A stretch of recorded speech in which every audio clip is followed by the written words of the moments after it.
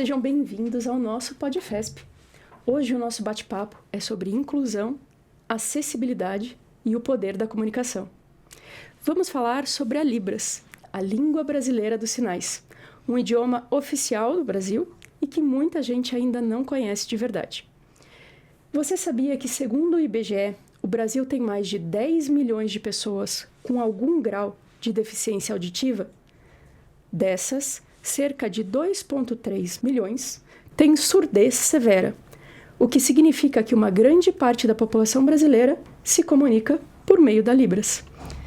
E agora vem a pergunta: como uma faculdade pode ser de fato inclusiva se ela não prepara os estudantes e nem os professores para se comunicar com todos? Hoje vamos conversar com o intérprete de Libras, Felipe Moura, defensor da acessibilidade no ensino superior. E para a gente começar, ele me trouxe uma frase um tanto quanto política, um tanto quanto movimento. Nada de nós sem nós. A gente vai entender um pouquinho mais dessa frase ao longo da fala. E também vamos entender por que a Libras vai muito além de uma disciplina.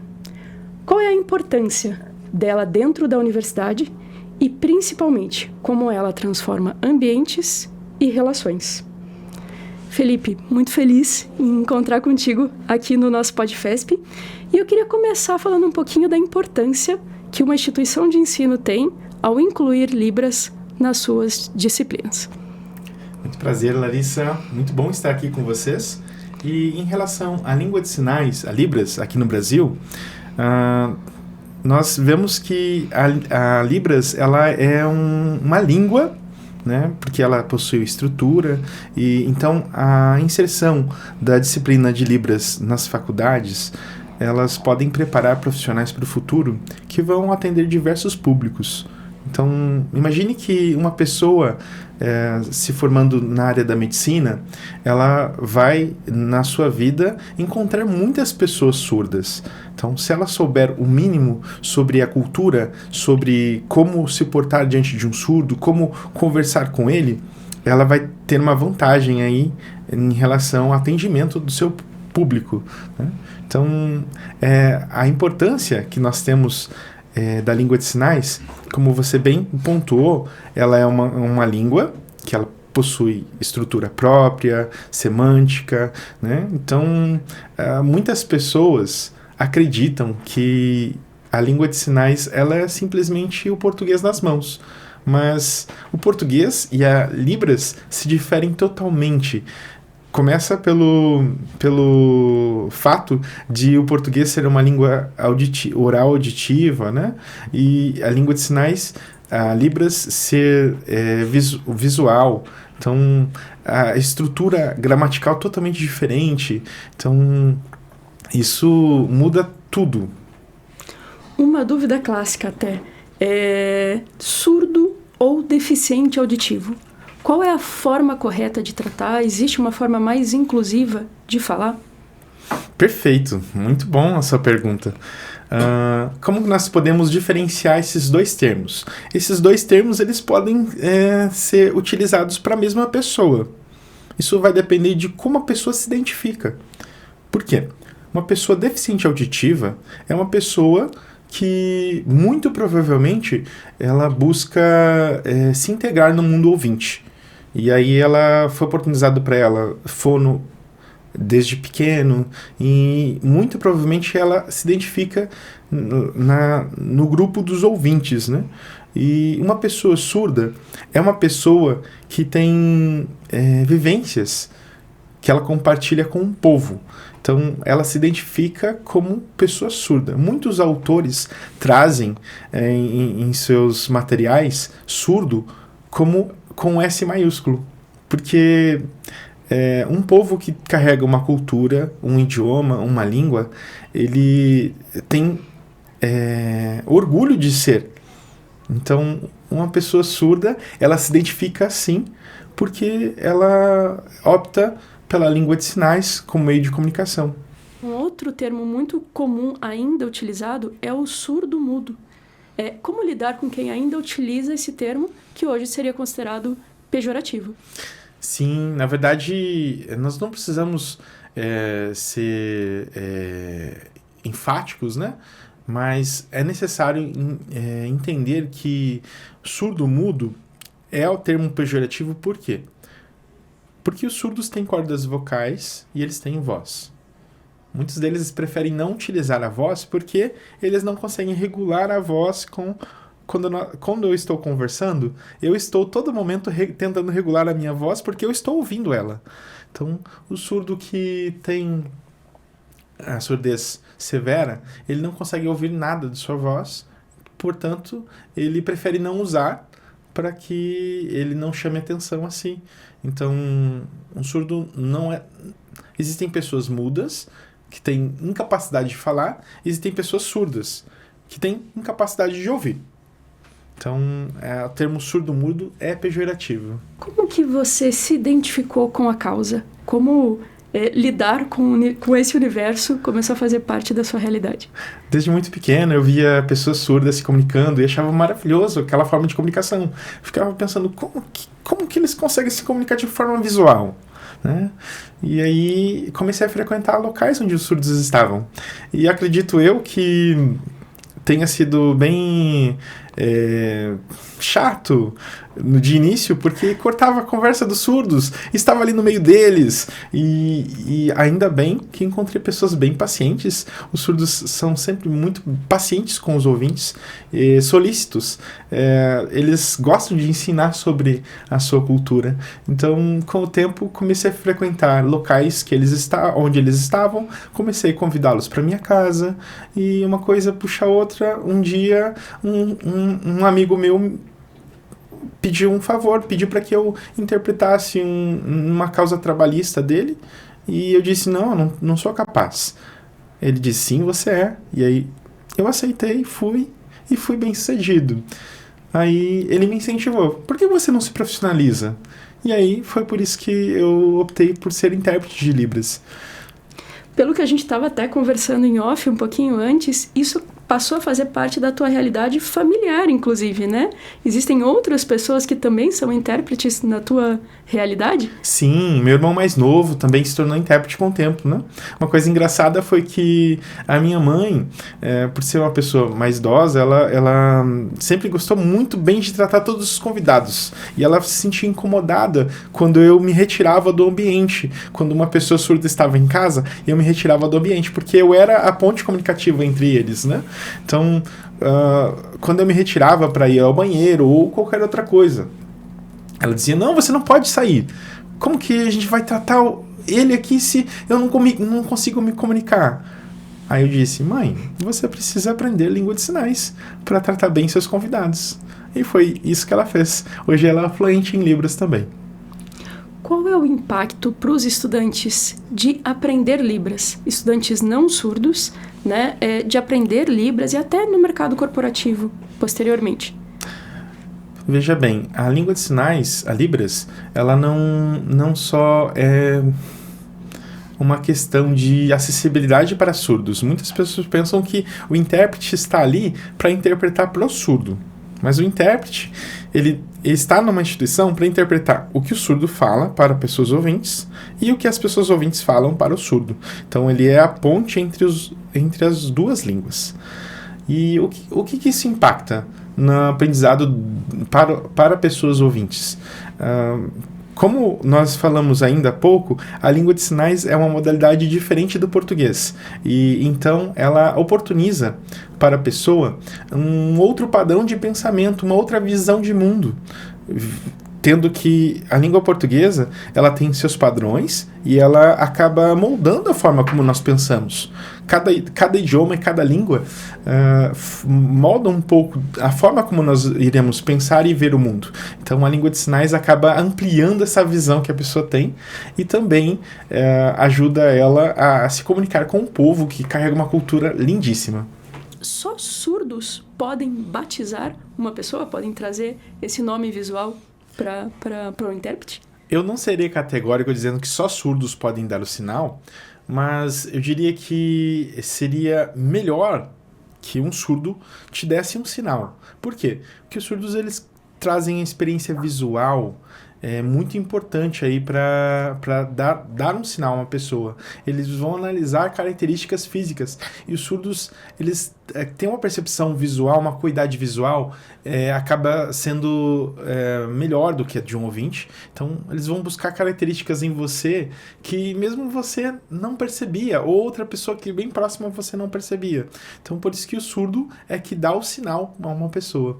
E em relação a isso, o surdo, ele dá um sinal, mas não é impositivo. Ele vai perguntar para você se você aceita aquele sinal. Porque às vezes é uma característica física que você não gosta tanto. E aí ele pergunta para você, você aceita?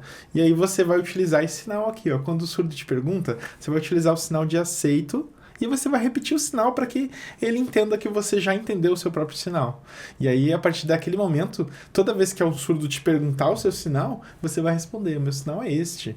Então, você já aí tem você vai quebrar o gelo na conversa com o surdo, já vai ter um sinal em Libras. E como você avalia as universidades nesse quesito? A gente está avançando? Ainda tem muito para ser feito? Como tem sido a realidade? Então, na verdade, a disciplina de Libras ela ainda é obrigatória somente em alguns cursos, né? Isso faz com que poucas pessoas tenham oportunidade de aprender Libras. E realmente, a disciplina de Libras, ela acaba oportunizando o básico do básico, né? Então, ainda há muito a que avançar, né? Nós estamos muito aquém do que deveríamos estar. Pessoas surdas no país inteiro precisam de profissionais como psicólogos, médicos, advogados, em todas as áreas da educação, da saúde, da assistência social, que sejam habilitados em Libras. O que muda numa faculdade que ousa colocar Libras para as outras disciplinas? Bem, ainda há pouco nós estávamos conversando em off e falamos sobre realmente uma instituição ser acessível de fato. Porque acaba que muitas instituições procuram acessibilidade para melhorar a sua imagem. E então não entendem todos os aspectos que existem na acessibilidade de fato. E a acessibilidade de fato, ela não é só buscar um intérprete de Libras para deixar os conteúdos acessíveis, né? Ela perpassa todo o corpo docente, a equipe técnica, os alunos que estão na instituição. Por quê? Porque o surdo ele vai viver aquele mundo integrado, ele não vai viver somente dependente do intérprete. Então ele precisa que todas as pessoas entendam que ele tem a língua dele, que é a Libras, e que devem respeitá-lo enquanto na escolha linguística dele, né? Então, uma instituição realmente acessível é uma instituição que entende essa pessoa como alguém que carrega um idioma e alguém que tem as suas especificidades, respeitando aí ele na questão linguística. Eu queria aproveitar, inclusive, que você está abordando esse assunto para a gente aprofundar um pouquinho em como ser de fato inclusivo, né? Que tipos de barreiras comunicacionais, que tipo de situações você tem visto os estudantes surdos ainda enfrentarem em uma faculdade? Uma pessoa surda, ela tem experiências de vida muito mais visuais do que auditivas, né?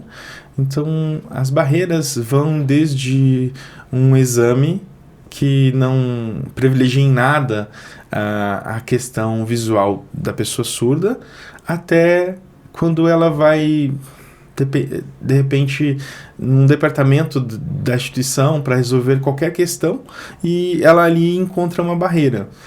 Por exemplo, imagine que um surdo precisa resolver uma questão no financeiro de uma instituição. E aí ele encontra uma barreira comunicativa.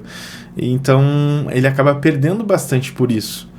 E isso não deveria acontecer, porque o surdo tem direito de ter todas as informações que uma pessoa ouvinte tem na sua língua. Então, se assim fosse, o surdo se sentiria à vontade de passear em todos os ambientes sem necessitar do intérprete. Então, quando nós falamos sobre independência, pense você que você precisa ir na instituição. Se a instituição disponibiliza intérprete, nós ainda temos uma vantagem. Mas muitas instituições não disponibilizam intérpretes para os surdos. E aí acaba que o surdo fica sem acesso à informação. Existem também expectativas que se colocam na comunidade não surda. Eu não sei se essa é a melhor forma de falar, mas colocam em como este surdo vai se comportar, em como esse surdo deve fazer amigos, enfim. Existem algumas barreiras aí comportamentais também? Existem sim. É incrível, eu gostei muito dessa pergunta porque às vezes o surdo ele reage ou age de uma maneira com que os ouvintes não esperavam. E aí vem a visão capacitista. Mas olha só, ele já é surdo e ele está agindo assim. Nossa. Então, pense que uma pessoa surda é uma pessoa complexa. Ela tem sentimentos assim como nós, ela reage ao mundo baseado nas suas experiências, assim como nós. E ela tem direito a ter depressão, ela tem direito a viver a vida como ela quer. E aí, a visão capacitista de nós, ouvintes, tende a pensar assim, poxa, se ele já é surdo, por que ele não age assim de maneira a ser mais simpático com as pessoas, assim ele faria mais amigos? Então, essa visão um pouco capacitista que nós temos ainda. O surdo é uma pessoa complexa, assim como nós.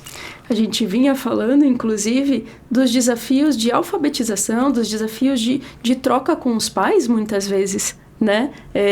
No ensino, quando os pais não conhecem Libras, por exemplo, né? Então, talvez essas expectativas venham muito de universos diferentes de comunicação. Tô correta? Tá super correta. Na verdade, os nossos pais acabam nos moldando para a sociedade, né? Então, eles normalmente, desde pequenos, eles dizem o que você deve, o que você não deve fazer em determinada situação. E aí você é moldado. Agora, a pessoa surda, ela tem a barreira desde a sua infância, porque seus pais não compartilham da sua língua.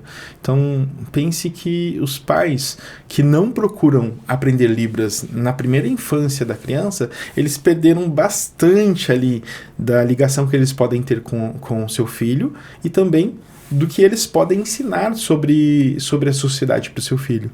Então, nós, ouvintes, temos aí questão de etiqueta, né? Nós temos essa questão de, não fale isso, não fale assim ou não fale assado, age assim ou age assado. O surdo, ele foi privado dessa comunicação com os pais, então, muitas vezes, ele age de uma maneira com que nós, ouvintes, fomos moldados para a sociedade e o surdo, ele tem uma outra formação. Então, é por isso que nós precisamos pensar em todo o histórico, todo o background dele, né?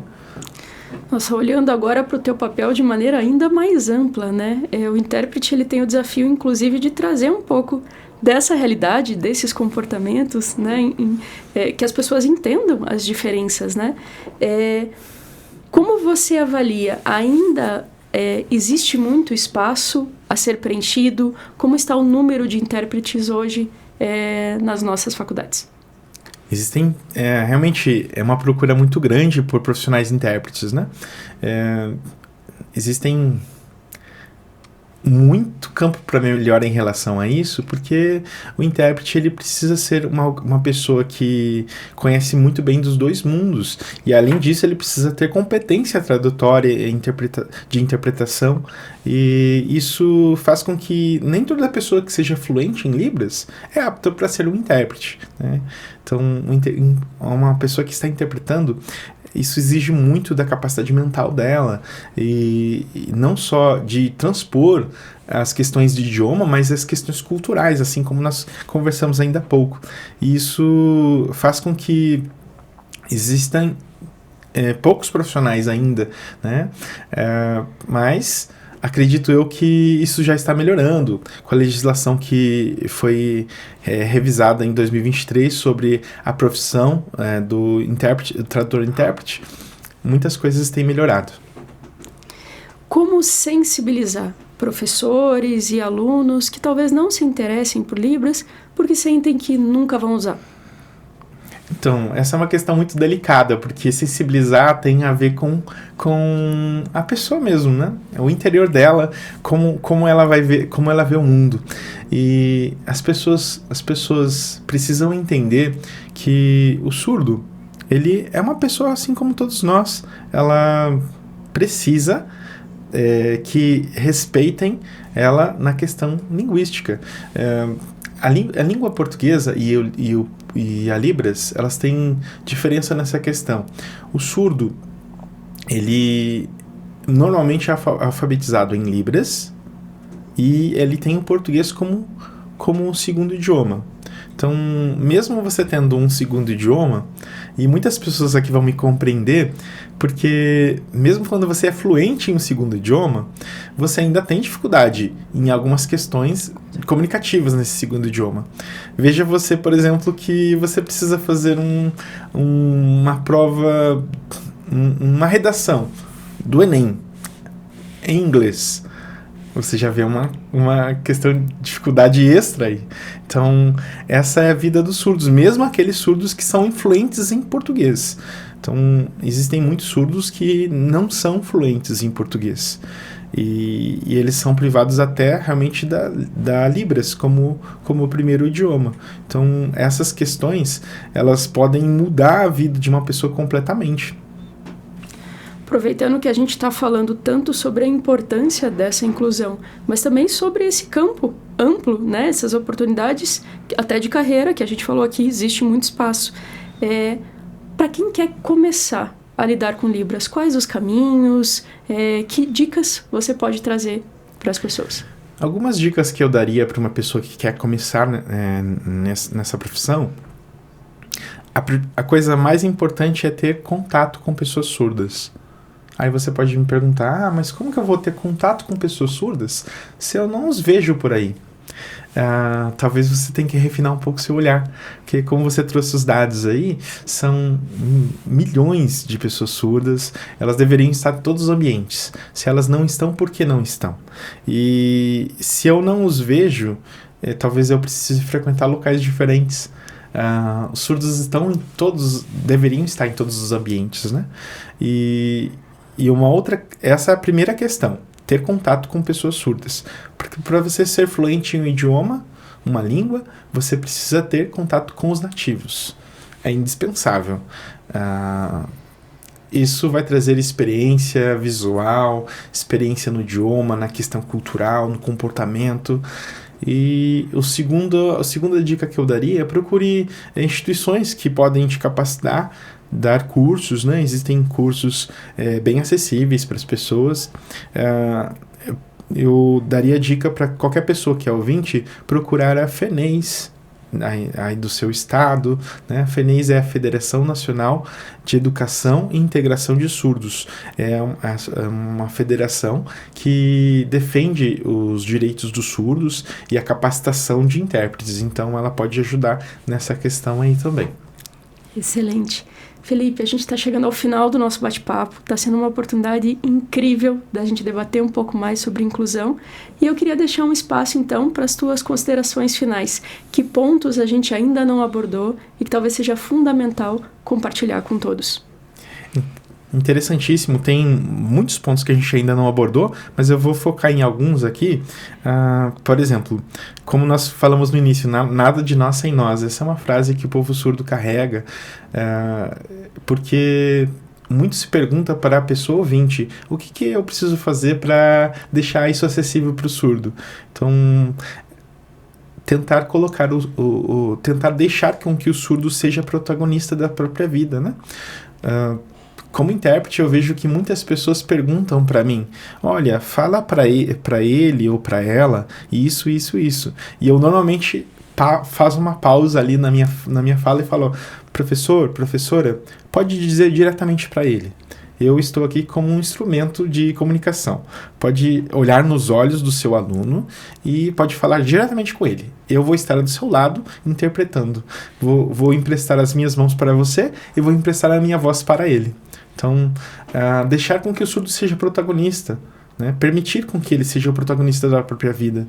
E também, em relação aos surdos, muito já o campo de educação de surdos tem muito avançado, mas infelizmente em muitos locais o surdo tem muita barreira de aprendizado, porque é necessário oportunizar para ele que ele aprenda no seu primeiro idioma, Libras, e aprenda o português como segundo idioma. E infelizmente em muitos locais se faz o inverso, né? Tenta se alfabetizar o surdo para depois aprender Libras, e isso acaba atrasando bastante o progresso, o desenvolvimento dele, né? Então, basicamente é isso. Permitir com que o surdo seja protagonista da sua própria vida e tentar eliminar essa visão capacitista que nós temos, que o surdo deveria ser assim ou deveria ser assado. Esse eu acho que, inclusive, é um grande desafio. Te falei que era a minha última pergunta, mas aprender a não ter uma visão capacitista é um desafio diário, acredito eu, para a maior parte das pessoas, né? Sim, e eu digo eu digo assim, com todas as letras, que mesmo um profissional, um intérprete, ainda precisa lutar contra essa visão, porque essa visão capacitista, ela vem da sociedade, é imposto a nós, né? Então nós devemos todos os dias tentar entender, será que as minhas atitudes estão fazendo com que a pessoa surda seja ouvida, mesmo que eu não um intérprete, mesmo que não concorde com o que o surdo está dizendo, ele precisa interpretar de modo fiel, para que o surdo ele tenha essa visão, as pessoas possam entender a opinião dele. Então, por isso que lutar contra uma visão capacitista é uma luta eterna, mas nós não podemos desistir diante do grande desafio. A gente precisa buscar mais conhecimento sempre, e também, como eu disse ainda há pouco, ter mais contato com pessoas surdas. Olha só, eu já conversei com muitas pessoas assim, eu tenho um irmão surdo. Aí você pergunta, que legal, e como que é o sinal do seu irmão? Eu não sei. Então, o sinal da pessoa, ela é uma marca que identifica, é um nome visual. Então, seria uma das coisas mais básicas de você conhecer alguém. Então, você que tem alguém que é surdo na sua família, ou alguma pessoa surda na sua vizinhança, busque ter mais contato com essa pessoa, né? Ela mesma vai te ensinar como agir com ela de modo não capacitista. Felipe, você tem um sinal? Eu tenho um sinal. O meu sinal é assim. Eu agora estou utilizando bigode, barba e bigode, mas eu tenho uma pinta que é bem ao lado do queixo, né? E uma questão de curiosidade. Você pode aceitar ou não o sinal quando você recebe. Então, porque vai ser uma marca de identidade para sempre, né? Então, o primeiro surdo que foi me dar um sinal, eu tenho 2 pintas aqui. Ele falou, você pode dizer o sinal assim. Aí eu falei, olha, não me identifico tanto com esse sinal. Pode ser um outro? Aí ele pensou um pouco e me deu esse sinal aqui, ó. E aí as pessoas sempre pensam que o sinal precisa ter uma letra do nome, mas não necessariamente. Na verdade, um grande movimento dos surdos tem dito que sinais que não tem a ver com o português tem uma questão mais de identidade da cultura surda. Então, o meu sinal não tem nenhuma letra, ele tem um movimento assim, ele encosta na pinta ao lado e faz esse movimento. Então, qual que é a importância do sinal para o surdo? Ele é um nome visual, ele é uma questão de identidade mesmo. Felipe, muito obrigada pela oportunidade da gente conhecer um pouquinho mais dessa realidade, da tua realidade, né, e do dia a dia de ser um intérprete de Libras. Esse foi o nosso episódio especial sobre Libras, para que todos nós possamos aprender como ser um pouquinho mais inclusivo e como desenvolver, criar ambientes, porque no fundo todo mundo merece ser ouvido e compreendido. Muito obrigada pela tua atenção e até o próximo.